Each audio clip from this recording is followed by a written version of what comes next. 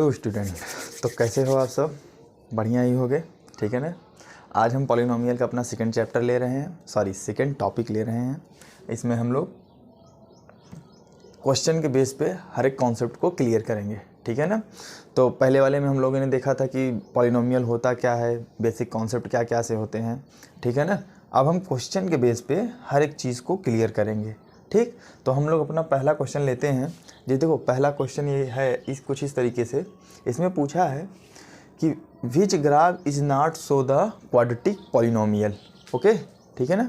ये क्वेश्चन में क्या बोल रहा है कि इसमें से ऐसा कौन सा ग्राफ है जो क्वाड्रेटिक पॉलिनोमियल को शो नहीं कर रहा है, ठीक। तो क्वाड्रेटिक पॉलिनोमियल को हमने क्या बताया था, क्या होता है क्वाड्रेटिक पॉलिनोमियल?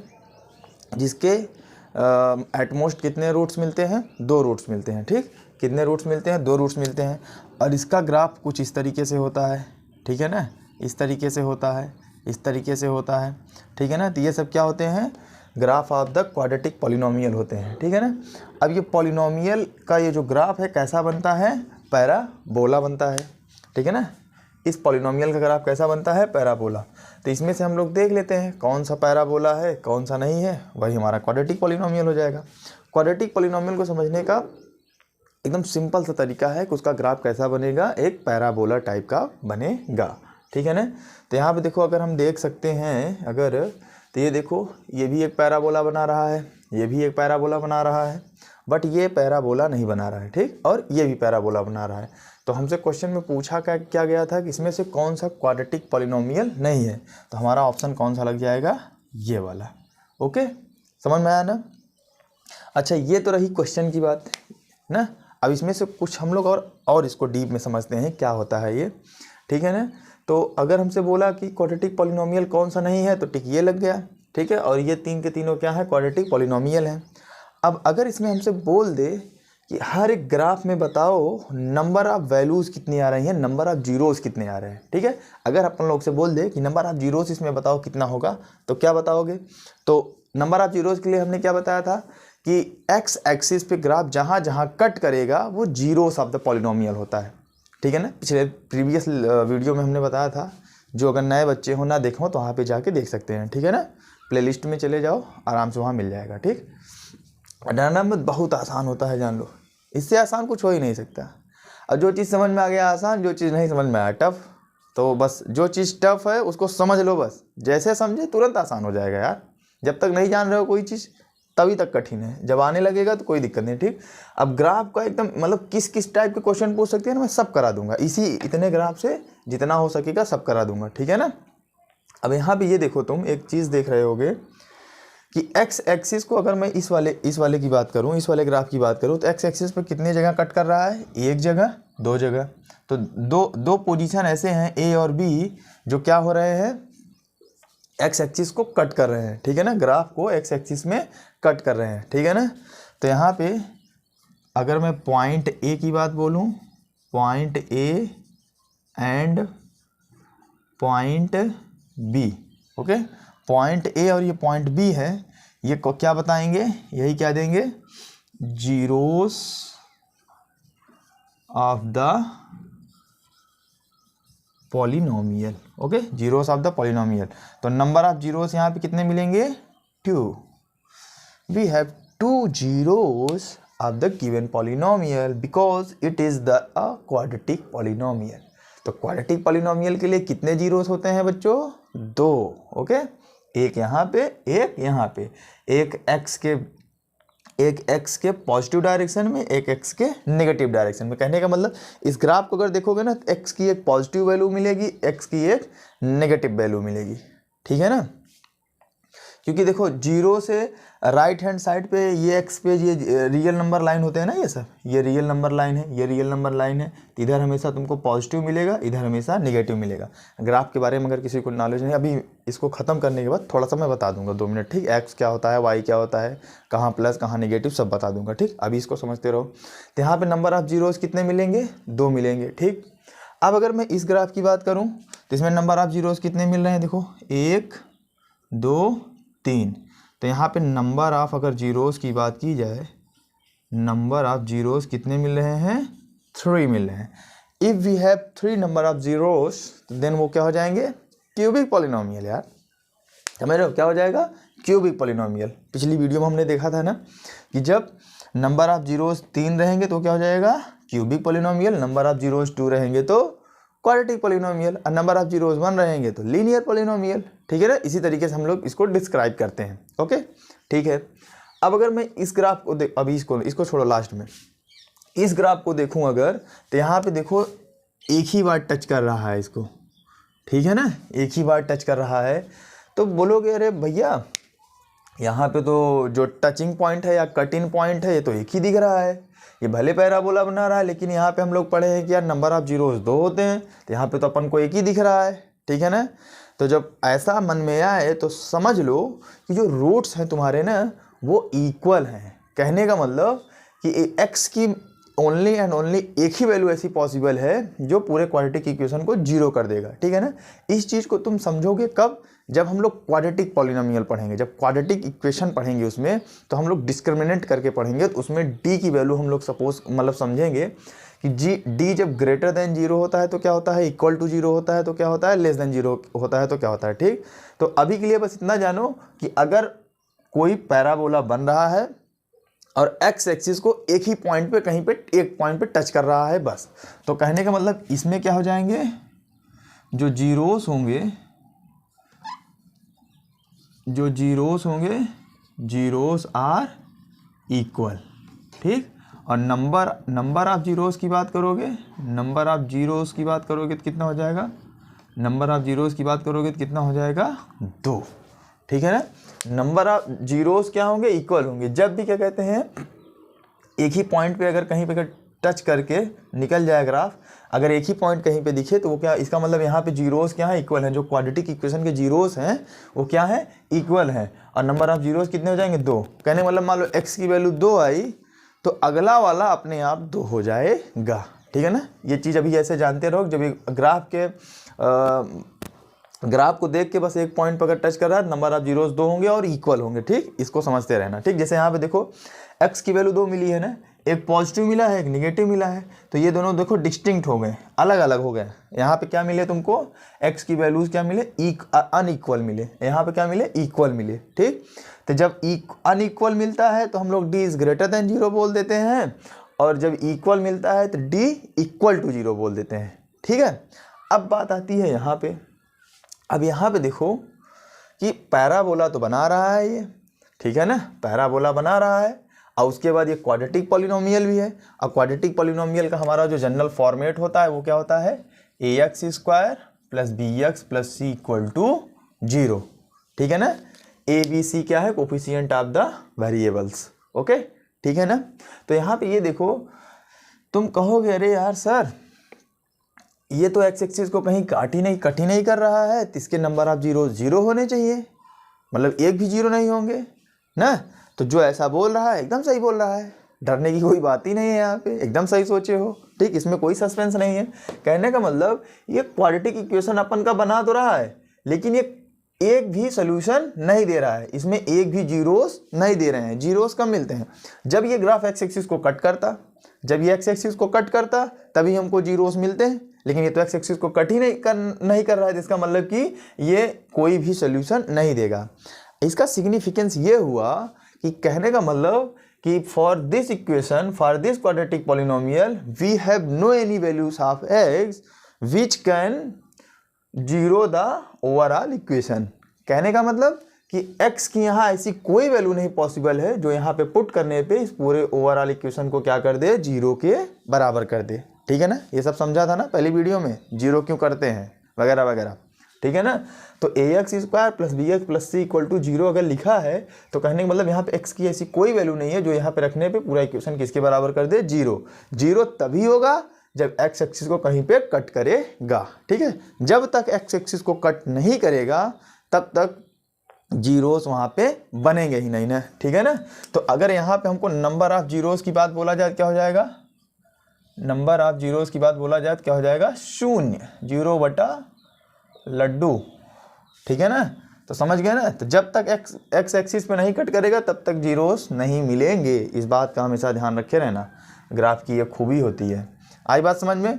तो आई होप आपको अच्छा लगा होगा, समझ में भी आया होगा, ठीक है ना। ग्राफ में बस इतना पूछना है हमको, ठीक है ना। ग्राफ में थोड़ा सा बेसिक बता देता हूँ, जान जाओ।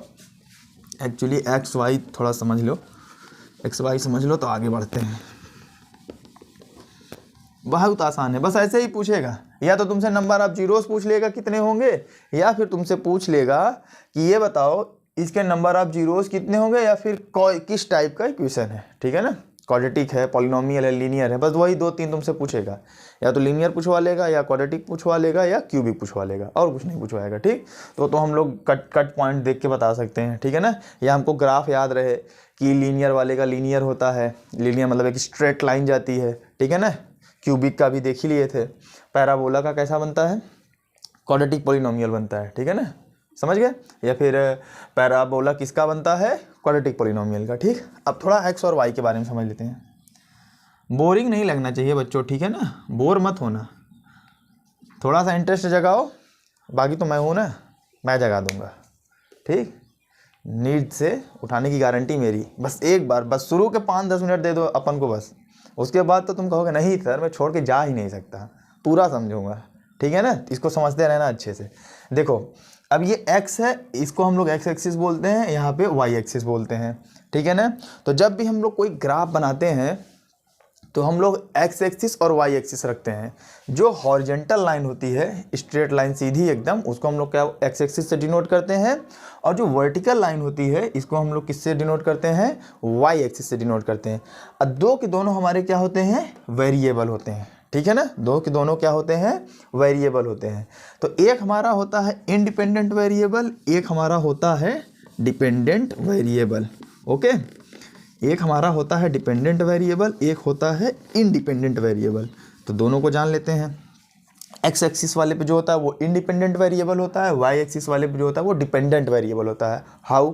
इधर देख लो, सपोज करो I have equation y equal to x square, ठीक है ना। तो एक तरीके से ये क्या है? एक फंक्शन का काम कर रहा है, ठीक है ना। ये क्या है? ये एक फंक्शन है। जैसे y equal to x square लिख दिया ना, तो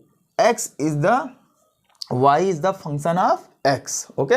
y is the function of x, मतलब y किसका फंक्शन है? x का है। इसी चीज को हम लोग कुछ इस तरीके से लिखते हैं, f ऑफ x, ठीक है। कहने का मतलब कि कोई एक फंक्शन है जो किसका वेरिएबल है? x है, ठीक है ना, जिसमें इंडिपेंडेंट वेरिएबल क्या है? x है। तो हम लोग f ऑफ x भी लिख सकते हैं और y भी लिख सकते हैं। तो ये भी डिपेंडेंट वेरिएबल होता है, ये भी डिपेंडेंट वेरिएबल होता है, ठीक है ना। ये क्या होता है? इंडिपेंडेंट वेरिएबल होता है। अब ये बार बार जो मैं डिपेंडेंट और इंडिपेंडेंट वेरिएबल बोल रहा हूँ, इसका मीनिंग समझ रहे हो क्या होता है? लाइक जैसे सपोज करो फैन है, ठीक है ना। तो फैन सबके घर में लगा होगा। अरे कोई सा भी फैन ले लो, ठीक है ना, महंगा सस्ता कूड़ा करकट वाला, कोई सा भी, मतलब जो चलने लायक हो, चाहे पुराना हो चाहे छोटा हो। अब ये समझने लगना कि सर मेरे पास ये फ़ैन है वो फ़ैन है, इससे मतलब नहीं, अपन के पास फ़ैन है बस। तो फ़ैन कब चलेगा? जब इलेक्ट्रिसिटी उसको दोगे, ठीक है। फ़ैन कब चलेगा? जब उसको क्या दोगे? इलेक्ट्रिसिटी। तो कहने का मतलब फ़ैन डिपेंडेंट है किस पे? फ़ैन जो रोटेट करेगा तो उसका जो रोटेशन है वो किस पे डिपेंडेंट है? इलेक्ट्रिसिटी पे। तो कहने का मतलब जब तक इलेक्ट्रिसिटी नहीं मिलेगा अपन को तब तक पंखा फ़ैन क्या होगा? ऑन नहीं होगा, मतलब फ़ैन रोटेट नहीं करेगा। तो कहने का मतलब जो फ़ैन का रोटेशन है वो किस पे डिपेंडेंट है? इलेक्ट्रिसिटी पे। तो जब फ़ैन का रोटेशन इलेक्ट्रिसिटी पे डिपेंडेंट है तो कहने का मतलब कि जो रोटेशन है वो डिपेंडेंट हो गया, और जो इलेक्ट्रिसिटी है वो क्या है? इंडिपेंडेंट है। वो तो इंडिपेंडेंट है ना। मान लो इलेक्ट्रिसिटी को ऐसा है नहीं जहाँ इलेक्ट्रिसिटी जाएगा तुरंत रोटेट ही करने लगेगा कोई चीज़, ऐसा तो है नहीं ना। वो जब जैसा चाहेगा वैसा आउटपुट देगा, ठीक है। एक तो बात ये रही। एक एग्जांपल और समझो। सपोज करो तुम स्टूडेंट हो, मैं टीचर हूँ, ठीक है ना। तुम स्टूडेंट हो, मैं टीचर हूँ। तो तुम मेरे पे डिपेंडेंट हो ना। कहने का मतलब जब तक मैं तुमको कुछ बताऊँगा नहीं तुम सीखोगे नहीं ना। जैसे मान लो कि ये पॉलिनोमियल चल रहा है, अब जैसे डिपेंडेंट और इंडिपेंडेंट अपन समझा रहा है, ठीक है ना। अगर डिपेंडेंट और इंडिपेंडेंट हम समझा रहे हैं तो तुमको कब तक नहीं समझ में आएगा? जब तक मैं समझा नहीं लूँगा, ठीक है ना। तो जो ऑडियंस हुई, जो आप लोग हुए, तुम लोग हुए, वो तुम कौन हो जाओगे? डिपेंडेंट हो जाओगे, और मैं कैसा हो जाऊँगा? इंडिपेंडेंट हो जाऊँगा, ठीक है ना। अब अपने मैथमेटिकली इसको समझते हैं अपन लोग क्या होगा, ठीक है ना। अब देखो ये एक एक्स स्क्वायर ही क्या है? एक वाई मतलब कि स्क्वायर का फंक्शन है, ठीक है ना। अगर मैं यहाँ पे x की वैल्यू 1 रखूँगा तो y की वैल्यू क्या मिल जाएगी हमको, 1 का स्क्वायर करके मतलब 1 आ जाएगा। अगर x की वैल्यू में 2 रखूँ तो अगर मैं यहाँ पे लिखना चाहूँगा तो इसी को मैं क्या लिख देता हूँ, f(2). इसका मीनिंग क्या हुआ कि जहाँ जहाँ x है वहाँ वहाँ हमको क्या रखना है, 2 रखना है। या फिर यही क्या हो जाएगा, y हो जाएगा। y इक्वल टू क्या हो जाएगा, x की वैल्यू 2 का होल स्क्वायर, कहने का मतलब 4 हो जाएगा। ठीक है, एक एग्जांपल और ले लेते हैं। सपोज करो x इक्वल टू मैं 3 कंसीडर कर लेता हूँ, ठीक है ना।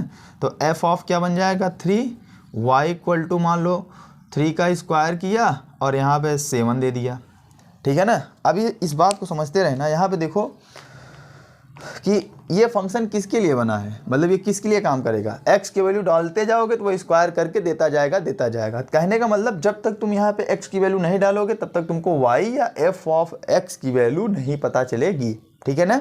तो कहने का मतलब y क्या हो गया, इंडिपेंडेंट हो गया, और सॉरी x क्या हो गया, इंडिपेंडेंट हो गया, और y क्या हो गया, डिपेंडेंट हो गया।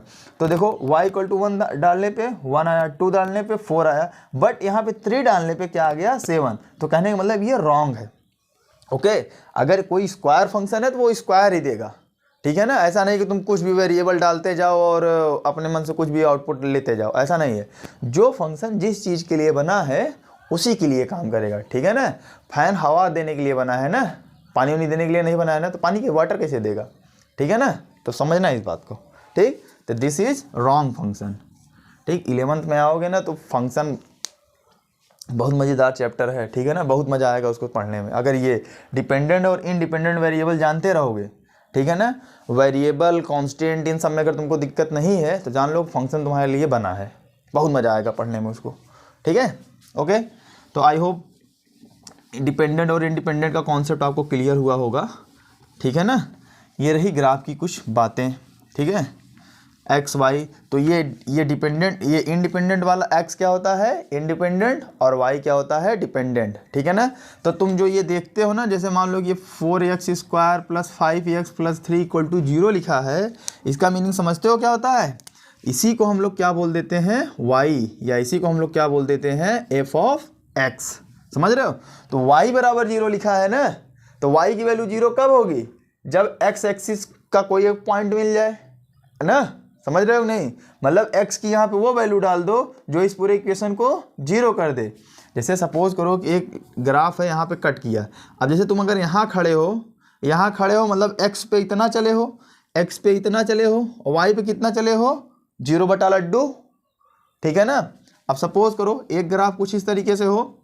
अब अगर तुमसे पूछा जाए y, अगर यहाँ पे पूछा जाए तो ये कुछ इस तरीके से बनेगा ना, देखो ये इस तरीके से, मतलब x पे तुम इतना चले, y पे तुम इतना चले, तब जाके यहाँ पे x कामा y बन गया। बट इस केस में अगर तुम देखोगे तो x पे इतना चले, y पे चले क्या, कुछ नहीं चले, घंटा नहीं कुछ चले, तो ये कितना हो जाएगा, ये तुम्हारा हो जाएगा x कामा 0, ठीक है। कितना हो गया, x कामा 0।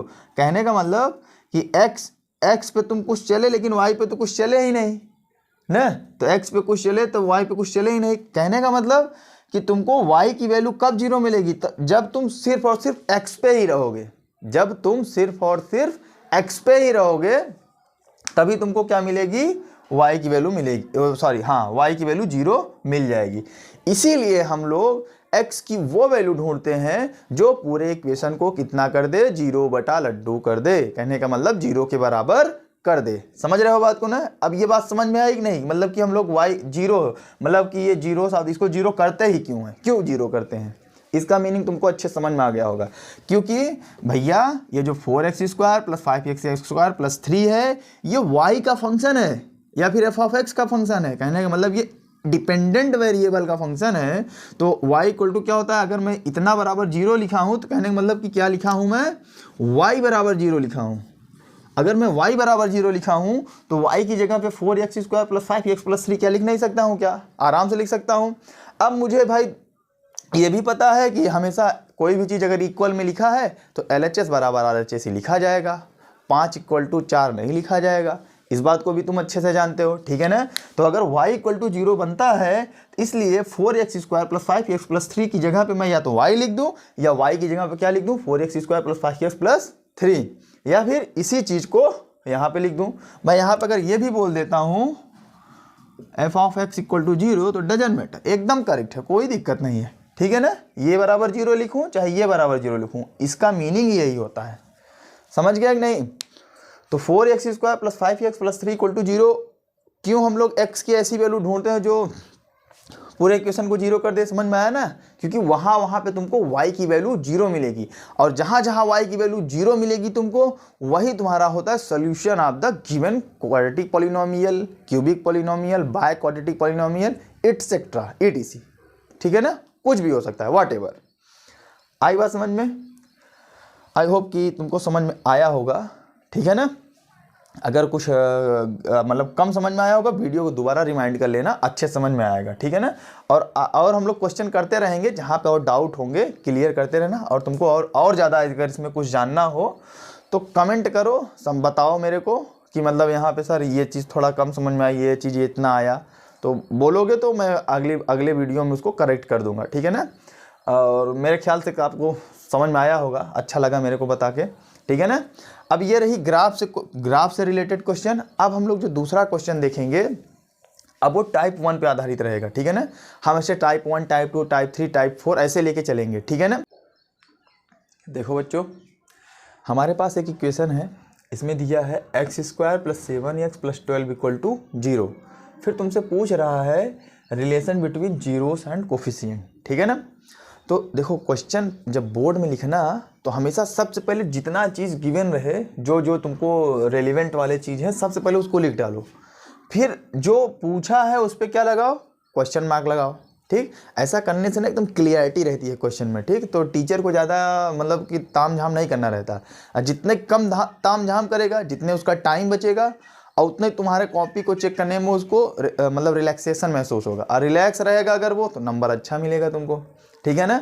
तो हमेशा एकदम साफ सुथरी कॉपी लिखो, और सबसे पहले जो गिवन हो ना उसको लिख लो, ठीक है ना। गिवन क्या है कि अपन को एक दिया है x square plus 7x plus 12 equal to एक दिया है क्या, पॉलिनोमियल दिया है, ठीक है ना।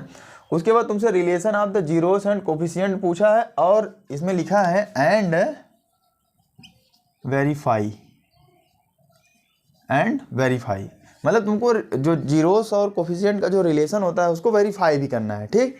तो सबसे पहले हम लोग यहाँ पे, हमको जीरोस नहीं पता है तो हम लोग पहले इसको जीरोस निकाल लेते हैं इसका, ठीक। तो हमारे पास इक्वेशन क्या है, x square plus 7x plus 12 equal to 0, ठीक है ना। अब यहाँ पे x की वैल्यू निकालने के लिए हमारे पास वेरियस मेथड्स होते हैं, लेकिन यहाँ पे हम सिर्फ और सिर्फ फैक्टराइजेशन देखेंगे बस, ठीक है ना। यहाँ पे सिर्फ और सिर्फ क्या देखेंगे, फैक्टराइजेशन, क्योंकि फैक्टराइजेशन इसमें देख लेते हैं। फिर उसके बाद हम लोग जब क्वाड्रेटिक पढ़ेंगे, क्वाड्रेटिक इक्वेशन या क्वाड्रेटिक पॉलिनोमियल पढ़ेंगे, नेक्स्ट अपना जो चैप्टर है, तो उसमें हम लोग पूरा सीखते हैं कि अगर कोई क्वाड्रेटिक पॉलिनोमियल है तो x की वैल्यू कैसे फाइंड आउट करते हैं, ठीक, उसमें जानेंगे। इसमें बस हम लोग फैक्टराइजेशन से सीख लेते हैं बस, ठीक है ना। तो अच्छा, फैक्टराइजेशन होता क्या है, देखो यहाँ पे जो कांस्टेंट रहता है, ठीक, और यहाँ पे जो x स्क्वायर का कोफिशिएंट रहता है, सबसे पहले इन दोनों का हम लोग क्या करते हैं, मल्टीप्लाई करते हैं। तो यहाँ पे क्या है, 12 है, x स्क्वायर का कोफिशिएंट क्या है, अगर कोफिशिएंट कुछ नहीं रहता तो हम लोग इसके बगल में क्या मान लेते हैं, 1 सपोज कर लेंगे, ठीक है ना। तो अब मैं अगर 12 को 1 से मल्टीप्लाई करूँगा तो 12 आएगा, ओके। फिर उसके बाद कंडीशन ये कहता है फैक्टराइजेशन में कि इस 12 का 2 फैक्टर ऐसा बनाओ कि मल्टीप्लाई करने पे कितना आ जाए, 12 आ जाए, और ऐड करने पे कितना आ जाए, 7। यहाँ पे एक चीज़ और ध्यान रखने वाली बात है, अगर यहाँ पे प्लस साइन रहेगा तो यहाँ वाली चीज़ प्लस करने पे आनी चाहिए, अगर यहाँ पे माइनस साइन रहेगा तो यहाँ वाली चीज़ माइनस करने पे आना चाहिए, ठीक है ना। एक बेसिक सा क्वेश्चन लिया हूँ, आई होप हो सकता है मैक्सिमम लोगों को आता हो, ठीक है ना। जैसे जैसे आगे बढ़ेंगे ना, क्वेश्चन को थोड़ा सा डिफिकल्ट करते जाएंगे, ठीक है ना। तो वो मान लो कि वो बेसिक इसलिए बता रहा हूँ कि हो सकता है बहुत बच्चे ऐसे होंगे जिनको बेसिक थोड़ा सा कमज़ोर होगा, वीक होगा, तो थोड़ा जान जाएं वो लोग भी, या कई लोग भले आता है लेकिन प्लस माइनस में कन्फ्यूज रहते हैं, तो वो भी क्लियर हो जाएगा, ठीक है ना। तो मैं क्या बताया कि इस 12 का पहले x स्क्वायर के कोफिशिएंट से मल्टीप्लाई होगा, फिर जो आएगा उसके 2 फैक्टर में हम लोग डिवाइड करेंगे। ठीक, 2 नंबर ऐसा हम लोग बनाएंगे जिसको मल्टीप्लाई करने पे 12 आए, और अगर यहाँ पे प्लस रहे तो प्लस करने पे x वाला कोफिशिएंट आ जाए, अगर यहाँ पे माइनस रहेगा तो यहाँ पे माइनस करने पे x वाला कोफिशिएंट आ जाए। अब इसको हम लोग करेंगे कैसे, मान लो अभी तो छोटा नंबर है तो ऐसे देख के बता दोगे। सपोज करो अगर बड़ा नंबर आ गया, अगर बड़ा नंबर आ जाएगा तो कैसे करोगे, तो इसका भी एक ट्रिक है, यहाँ पे क्या कर दिया करो, इसका फैक्टर कर दिया करो। ठीक है, जैसे ये 12 हो गया तो कितने टाइम जाएगा, 6 2 3 1। ठीक है ना। अब इसका जो फैक्टर बना है ना, अब कोई ऐसा 2 नंबर तुम ले लो एक साथ और सबको एक साथ ले लो, तो मल्टीप्लाई करने पे 12 आ जाए और ऐड करने पे कितना आ जाए, 7 आ जाए। तो जैसे कोई किसी के दिमाग में आया सर मैं 3 और 2 ले लेता हूँ और 2 ले लेता हूँ, तो 3 2 जा 6। ठीक है ना, और 6 का जब 2 में मल्टीप्लाई करोगे तो 12 आ रहा है, चलो ठीक है। अब क्या 6 और 2 को जोड़ने पे ऐड करने पे 7 आ रहा है, नहीं आ रहा है। कहने का मतलब ये रॉन्ग हो गया। ठीक है ना, जब ये रॉन्ग हो गया तो हम लोग अब क्या करेंगे, कोई और मेथड ढूंढते हैं। तो अब क्या करते हैं, इसको साथ में ले लेते हैं, इसको अलग कर देंगे। तो ये कितना हो जाएगा, 2 2 जा 4। अब 4 3 जा कितना होता है, 12। कहने का मतलब मैं 4 और 3 ले रहा हूँ। ठीक, और जब मैं 6 और 2 का पेयर बनाया तब तो नहीं बना अपन का। ठीक है ना, तब नहीं बना। लेकिन अगर मैं 4 और 3 ले रहा हूँ तो 4 3 जा 12, और 4 को 3 में ऐड करोगे तो क्या बन जाएगा, 7। ओके, कहने का मतलब ये अपना बन गया ना। 12 करने पे मतलब मल्टीप्लाई करने पे 12 भी आ रहा है, ऐड करने पे 7 भी आ रहा है। तो कहने का मतलब मैं 4 और 3 वाला पेयर ले लूँगा। अब ये जो पेयर तुम लिए हो x² प्लस, अब ये x को लिखे रहने दो, और ये जो 7 है तुम इसको ऐसे तो लिख सकते हो ना, 4 + 3। ओके, 4 और 3 छोड़ोगे तो 7 ही तो आएगा ना। कहने का मतलब ये जो पेयर बनाए हो 4 और 3 का, यही यहाँ पे रख दो इसके जगह पे। ठीक, प्लस क्या हो जाएगा, 12 = 0। अब x², x का अंदर मल्टीप्लाई कर दो तो 4x, x का जब 4 में मल्टीप्लाई करोगे ना तो 4x बन जाएगा। ठीक है, प्लस x का 3 में मल्टीप्लाई करोगे तो 3x। कोई चीज़ ब्रैकेट में है और बाहर में है तो अगर अंदर ले जाना है मतलब मल्टीप्लाई कर करके प्लस माइनस साइन जो बीच में रहेगा लिखते चले जाते हैं। ठीक है ना, और प्लस ये कितना हो जाएगा, 12 = 0। अब यहाँ पे देखो, हमेशा 2 पेयर ये लिया करो, 2 पेयर ये, शुरू के 2 पेयर ले लिया करो और लास्ट के 2 पेयर ले लिया करो, वहीं से अपन का कॉमन मिल जाता है। यहाँ पे देखो, अगर ये x और यहाँ पे x, तो अगर कई सारे x हों तो उसमें से जो मिनिमम वाला x होता है ना वही कॉमन हो जाएगा। यहाँ पे देखो x² है, यहाँ पे एक x है, कहने मतलब यहाँ पे x कॉमन हो जाएगा। बेसिकली x कॉमन लेने का मतलब यहाँ पे है कि x से यहाँ भी डिवाइड करना है, x से यहाँ भी डिवाइड करना है। मतलब ऐसा चीज़ लो, अगर डिवाइड करो तो डिनोमिनेटर में कुछ ना बचे। ठीक है ना, जैसे मैं x कॉमन लिया ना, तो अब मैं x² को क्या करूँगा, x से डिवाइड करूँगा तो सिर्फ क्या बचेगा, x। नीचे कुछ आया, कुछ नहीं आया, तो यहाँ पर सिर्फ और सिर्फ क्या हो जाएगा, x हो जाएगा। प्लस अब यहाँ 4x में से मैं क्या लिया, x कॉमन लिया। x कॉमन लेने का मतलब x से डिवाइड करो तो x से x कट जाएगा, सिर्फ और सिर्फ क्या बचेगा, 4 बचेगा। आई बात समझ में। तो कॉमन लेने का मीनिंग ये होता है। ठीक है, मतलब इसमें से मैं x अगर कॉमन ले लिया तो बचा क्या, x + 4। अब यहाँ से देखो हमको क्या कॉमन मिलेगा, यहाँ पे x है, यहाँ पे x है क्या, नहीं मिलेगा। अगर तुम x कॉमन ले लोगे, सपोज करो अच्छा x कॉमन ले लेते हो, तो 3x में से अगर x कॉमन लिया मतलब x से डिवाइड करना है, x 3 बचा, चलो ठीक है, डिनोमिनेटर में कुछ नहीं बचा। लेकिन 12 में अगर तुम x कॉमन लोगे तो कहने का मतलब x से डिवाइड करना है, तो जब x से डिवाइड करोगे, अब ऊपर तो कुछ x है नहीं, तो कहने का मतलब ये डिवाइड में आ गया ना, 12/x हो गया ना, तो हम लोग x यहाँ से कॉमन नहीं ले सकते। कहने का मतलब अगर हम लोग कॉमन कोई चीज़ लें तो डिवाइड करने पे नीचे कुछ आना नहीं चाहिए। ठीक है ना, समझ गया ना बात को। ठीक है, तो अब अच्छा x कॉमन नहीं ले सकते, और क्या कॉमन ले सकते हो, तब 3 कॉमन ले सकते हो यहाँ पे। ठीक है, क्या कॉमन ले सकते हो, 3 कॉमन ले सकते हो। अब जब यहाँ पे 3 कॉमन ले लिए तो कहने का मतलब जब यहाँ पे 3 से डिवाइड करोगे 3 से 3 कट जाएगा, सिर्फ x बचेगा। प्लस अब यहाँ 12 है, 12 में 3 से डिवाइड करोगे 3 4 जा 12 = 0। ठीक है, तो हमेशा तुम ये चीज़ पक्का देखोगे कि अगर यहाँ पे जो चीज़ कॉमन लेने पे यहाँ बना है, अगर यहाँ पे कुछ भी तुम कॉमन लो, ऐसा कॉमन लोगे कि हमेशा यही बनेगा, मतलब जो यहाँ रहेगा वही यहाँ बनेगा। ये इनबिल्ड है। ठीक है ना, अभी और क्वेश्चंस में दिखाता हूँ। तो ये x + 4 कॉमन हो जाएगा, यहाँ से कॉमन का मतलब बाहर निकल आएगा। x+4 यहाँ है, x+4 यहाँ, इसको बाहर निकाल लो। तो अंदर क्या क्या बचा, यहाँ से जब x+4 निकल गया तो सिर्फ x बचा, प्लस यहाँ से x+4 निकल गया सिर्फ 3 बचा, इक्वल टू क्या हो जाएगा, 0 हो जाएगा। ठीक है, अब यहाँ पे बात आती है कि x+4 और x+3 की वैल्यू कैसे निकलेगी। ठीक है, अब देखो दो कॉमन मिल गए ना, अब वैल्यू कैसे निकलेगी। अब देखो वही बेसिक कॉन्सेप्ट याद रखो, LHS बराबर RHS। कहने का मतलब कोई भी चीज़ इक्वल में कब होगा, जितना इधर लिखा रहे उतना इधर लिखा रहे। तो इधर क्या लिखा है, 0 लिखा है, इधर क्या लिखा है, x+4 x+3। तो कहने का मतलब कि ये 0 कब होगा, ये कब 0 होगा, या तो ये पूरा 0 हो जाए और 0 का मल्टीप्लाई किसी भी नंबर में करोगे तो पूरा 0 हो जाएगा, या फिर ये जो ब्रैकेट में लिखा है ये पूरा 0 हो जाए। अगर ये पूरा 0 हो जाएगा तो ये दोनों में बीच में मल्टीप्लाई का साइन है, 0 से किसी भी नंबर में मल्टीप्लाई करोगे 0 ही आ जाएगा। तो कहने का मतलब कि हम x+4 बराबर एक बार क्या कर सकते हैं, 0, क्योंकि देखो ना ये पूरा 0 के बराबर रख सकते हैं कि नहीं, समझ रहे हो बात को ना। तो जब x+4 को 0 के बराबर रखेंगे तो x की वैल्यू हमको क्या मिल जाएगी, -4। कहने का मतलब x की हमको क्या वैल्यू मिल गई, -4। अब देखो अगर तुम x की वैल्यू यहाँ -4 कर दोगे तो -4 + 4 पूरा क्या हो जाएगा, 0, और 0 का मल्टीप्लाई किसी भी नंबर में करोगे तो कितना आ जाएगा, 0 के बराबर आ जाएगा। समझ रहे हो बात को, पूरा क्या आ जाएगा, 0 के बराबर आ जाएगा। अब इसीलिए अब एक तो या तो ये एक कंडीशन ये थी, या फिर क्या हो सकता है x+3 0 के बराबर आ जाए। जब x+3 0 के बराबर आएगा, +3 है उधर ट्रांसफर करोगे तो -3 बन जाएगा। ठीक है, अब इस -3 को यहाँ रखोगे तो ये पूरा 0 हो गया, अब इसमें मल्टीप्लाई करोगे तो ओवरऑल 0 आ गया। तो कहने का मतलब x की वैल्यू हमको -4 मिला और x की वैल्यू हमको क्या मिली, -3 मिली। आई बात समझ में। ठीक, ऐसे ही बढ़िया से साफ सुथरा थोड़ा सा करना। ठीक है, ये सब समझाने के लिए लिखा था। ठीक, अब देखो, अब तुमको वेरिफिकेशन करना है। ठीक है ना, वेरिफिकेशन अगर करना है तो x की वैल्यू मिली क्या, -4, x की वैल्यू मिली क्या, -3। कहने का मतलब कि इस क्वाड्रेटिक पॉलिनोमियल को सॉल्व करने पे हमको 2 रूट्स मिले या 2 जीरोस मिले। एक क्या मिला, -4, एक क्या मिला, -3।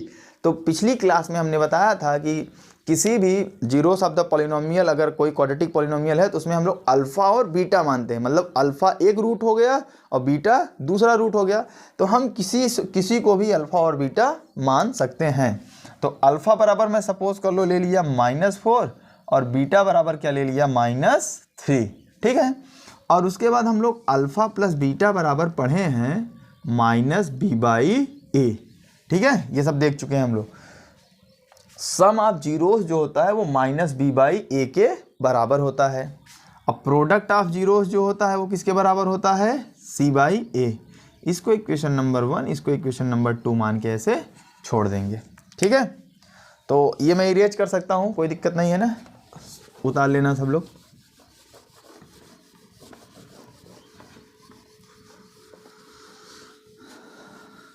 समझते चलो, थोड़ा सा देखो अभी लेंदी हो सकता है, एक बार बढ़िया से समझा दो, उसके बाद फिर आराम से शॉर्टकट में चेक करते चले जाएंगे। ठीक है ना, अभी क्या है कि छोटे बेसिक और हाई मतलब जितने भी लोग हैं सबको साथ में लेके चलना है ना। तो बेसिक में भी हो सकता है कुछ कुछ चीज़ें तुमको ना आता हो, जैसे ग्राफ में देखो डिपेंडेंट इंडिपेंडेंट मैक्सिमम लोगों को नहीं आता है। ठीक है ना, तो वो भी जान जाओ, और आता भी है बहुत लोगों को, ऐसी बात नहीं है। मतलब मान लो कुछ लोग जैसे थोड़ा सा कन्फ्यूजन रहता है या जिनको आता रहता है उनको भी कन्फ्यूजन रहता है, तो दूर हो जाएगा। ठीक है ना, अभी बस शुरू से एकदम पकड़े रहो, एक बार अगर अच्छे समझ लिया ना तो और सब क्वेश्चन चुटकियों में लग जाएंगे। ठीक है ना, तभी अपने पास टाइम है, आराम से पढ़ो, कोई दिक्कत नहीं है। तो अल्फ़ा मैंने -4 ले लिया, बीटा मैंने क्या ले लिया, -3 ले लिया। अब अल्फ़ा प्लस बीटा बराबर -b/a, अल्फ़ा बीटा बराबर c/a। ओके, अब हम लोग जो स्टैंडर्ड फॉर्म होता है, जनरल इक्वेशन जो क्वाड्रेटिक पॉलिनोमियल का होता है वो क्या होता है, ax² + bx + c = 0। ठीक है, इसको मैं इक्वेशन a ले लेता हूँ, इसको मैं इक्वेशन b ले लेता हूँ। ठीक, फ्रॉम इक्वेशन जैसे जैसे सोल्यूशन कर रहा हूँ वैसे वैसे लाइन से करते चले जाना। ठीक है ना, उल्टे मैं इधर उधर भले लिख रहा हूँ स्पेस के कारण, लेकिन तुम लोग एकदम सीधा लिखोगे। ठीक, from the equation a and b, अगर तुम इक्वेशन a और b को कंपेयर करोगे तो यहाँ पे x² है, यहाँ पर भी x² है, यहाँ पे a है, यहाँ पे भी a है, बट यहाँ पे a की वैल्यू क्या है, 1 है। ठीक है, जब हम लोग इक्वेशन ए और बी को कंपेयर करेंगे तो ए की वैल्यू हमको क्या मिल जाएगी, 1 मिल जाएगी। बी की वैल्यू इसी तरीके से बी की वैल्यू क्या हो जाएगी बताओ, यहाँ बी है, यहाँ क्या है 7, कहने मतलब कंपेयर करने पे बी किसके बराबर आ जाएगा, 7 के। फिर क्या है सी है, सी बराबर क्या है यहाँ पे 12 है। तो ए बी सी भी हमको मिल गया, अल्फ़ा और बीटा भी मिल गया। अब यही रिलेशन हमको दिखाना है, तो अल्फ़ा प्लस बीटा बराबर क्या लिखे हो, अल्फ़ा प्लस बीटा बराबर क्या लिखे हो, -b/a। तो अल्फ़ा की वैल्यू क्या है -4 प्लस बीटा की वैल्यू क्या है -3 इक्वल टू माइनस बी की वैल्यू क्या है 7, ए की वैल्यू क्या है 1। तो अगर मैं इसको ब्रैकेट को तोड़ूँ तो -4 और ये प्लस माइनस क्या बन जाएगा -3 बन जाएगा। ये ब्रैकेट हटाऊंगा तो सिर्फ और सिर्फ क्या बचेगा -7। तो यहाँ पे देखो -7 बराबर क्या आ गया -7।